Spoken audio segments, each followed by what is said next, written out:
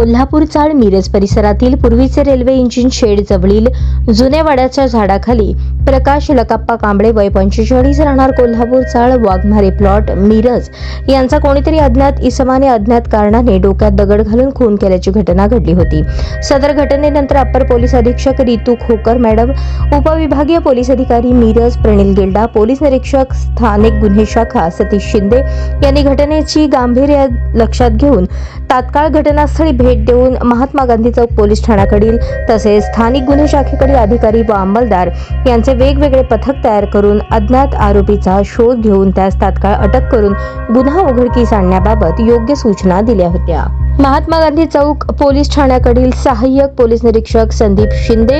यांनी police ठाण्याकडील police अधिकारी व अंमलदार यांची 3 वेगवेगळी पथके तयार करून गुप्त बातमीदारामार्फत माहिती संकलित करून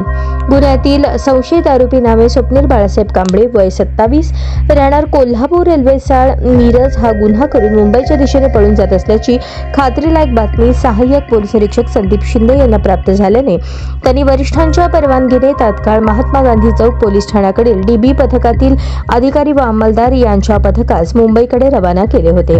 आरोपीच्या ठाव ठिकाणाबाबत कोणतीही तांत्रिक माहिती उपलब्ध नसताना नमूद पथकाने कौशल्यपूर्ण तपास करत गुन्ह्यातील संशयित इसमास मुंबई येथे पळून जाण्याच्या तयारीत असताना गुन्हा घडल्याच्या 24 तासाच्या छिताफीने ताब्यात घेतले। नमूद संशयित आरोपीस गुन्ह्याच्या पुढील तपासकामी महात्मा गांधी चौक पोलीस ठाणे येथे घेऊन येत आहेत। गुन्ह्याचा पुढील तपास सहाय्यक पोलीस निरीक्षक संदीप शिंदे महात्मा गांधी चौक पोलीस ठाणे मिरज सांगली हे करत आहेत।